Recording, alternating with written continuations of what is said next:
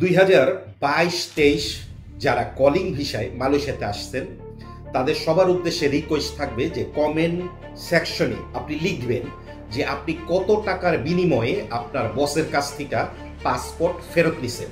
মানে আপনার বস আপনাকে কাজ দিতে পারে নাই, মালয়েশিয়াতে আপনি কলিং ভিসায় আসার পরে আপনার বস আপনাকে কাজ দিতে পারে নাই, কত টাকার বিনিময়ে আপনি তার কাছ থেকে পাসপোর্ট ফেরত নিয়ে অন্য জায়গায় চাকরি করেন।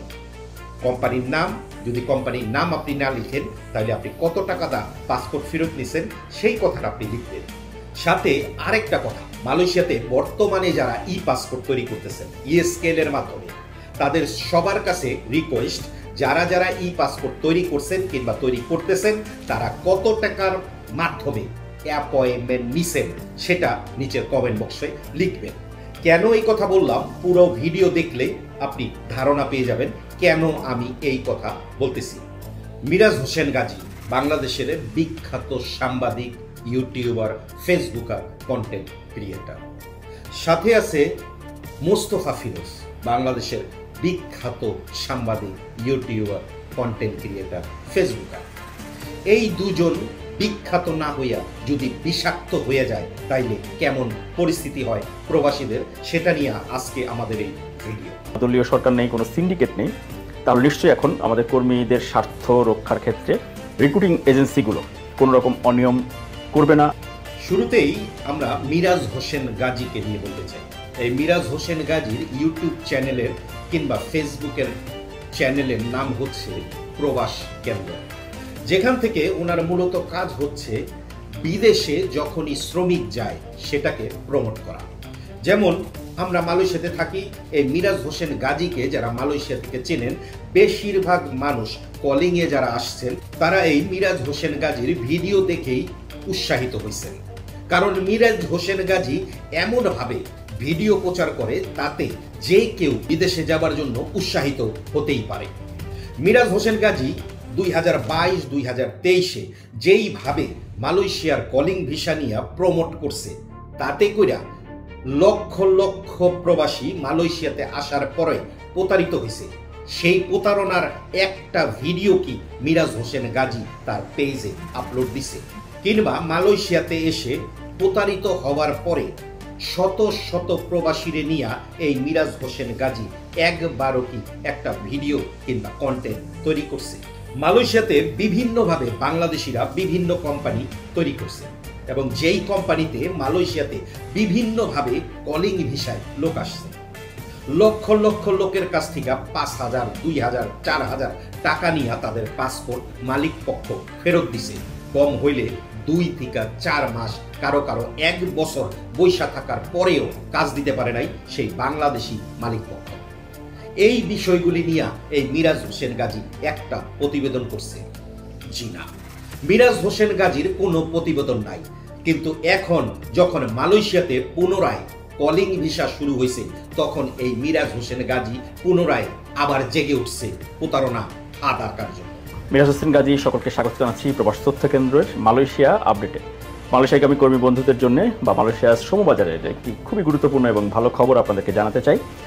সাদামাটাভাবে যদি বলি তাহলে এই অন্তর্বর্তীকালীন সরকার ডক্টর মোহাম্মদ ইউনূসের সরকারের পক্ষ থেকে মালয়েশিয়ার শ্রমবাজার নিয়ে সুখবর। সেটি হচ্ছে যে মালয়েশিয়ার শ্রমবাজারে কোনো সিন্ডিকেট এখন নেই এবং মাত্র ৭৮,৯৯০ টাকার মধ্যে মালয়েশিয়াতে আপনারা যেতে পারবেন। আবার পুনরায় এই মিরাজ হোসেন গাজী বলা শুরু করছে যে ৭০,০০০ টাকা দিয়ে বিদেশ যেতে পারবেন, মানে মালয়েশিয়াতে যেতে পারবেন। যেমনটা এর আগে পূর্বের যে গভর্নমেন্ট বাংলাদেশের ছিল, আওয়ামী লীগ সরকারের আমলেও এই মিরাজ হোসেন গাজী একই বক্তব্য দিছে। এখনো এই মিরাজ হোসেন গাজী পুনরায় সেই একই বক্তব্য দিচ্ছে যে আর সিন্ডিকেট নাই, পুনরায় আর সিন্ডিকেট হবে না। কিন্তু গতবারও যখন কলিংয়ে মালয়েশিয়াতে লোক আসছে তখনও এই মিরাজ হোসেন গাজীর একই বক্তব্য ছিল। দিনের পর দিন এই মিরাজ হোসেন গাজীর মতো মানুষরা বিভিন্নভাবে কলিং ছাড়লে ব্যাঙের ছাতির মতো বিভিন্ন জায়গায় জেগে উঠবে এবং বিভিন্নভাবে ভিডিও বানাবে, প্রমোট করবে।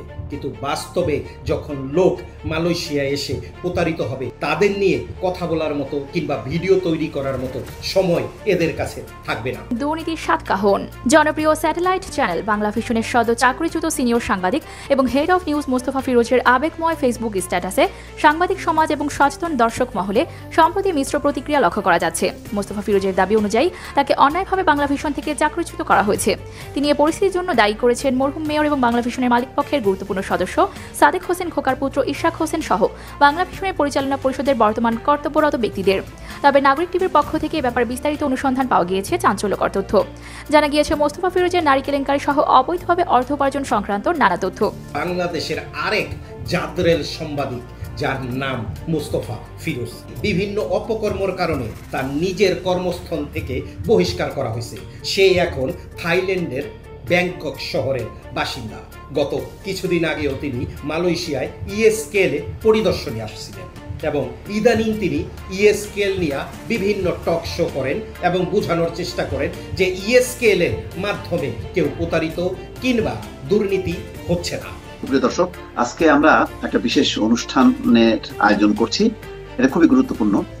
আপনারা জানেন যে মালয়েশিয়ায় প্রবাসীরা দীর্ঘদিন থেকে পাসপোর্ট নবায়ন এই কাজ নিয়ে বেশ হিমশিম খাচ্ছিল।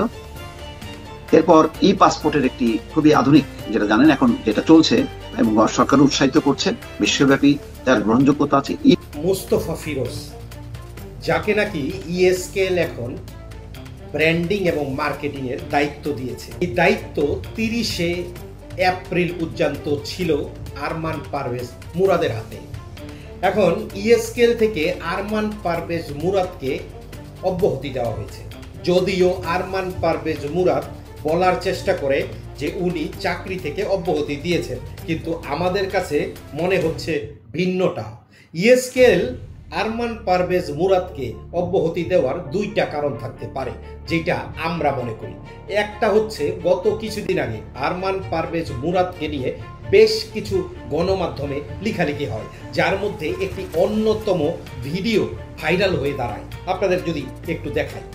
জাতীয় চলচ্চিত্র পুরস্কার প্রাপ্ত অভিনেতা আরমান পারভেজ মুরাদ কোটি কোটি টাকা আত্মসাৎ করে মালয়েশিয়ায় পাড়ি জমিয়ে দেশটিতে গড়েছেন বিশাল এক দালাল চক্র। মালয়েশিয়ায় বাংলাদেশিদের পাসপোর্ট দালাল চক্রের মূল হোতা এখন আরমান পারভেজ মুরাদ।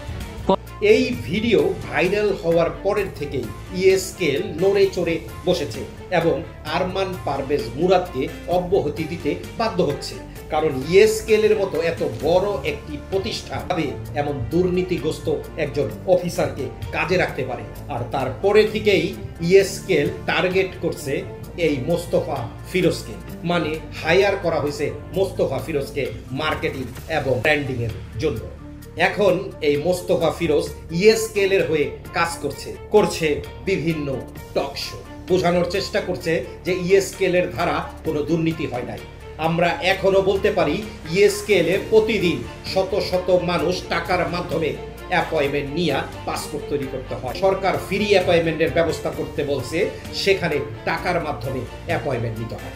একজন প্রবাসী পাসপোর্ট তৈরি করার পরে পাসপোর্ট সেবা কেন্দ্র থেকে পাসপোর্ট কালেক্ট করে তাকে আবার পুনরায় ইএসকেএল গাড়ি ভাড়া করে যেতে হয় সেই পাসপোর্ট অ্যাক্টিভ করার জন্য।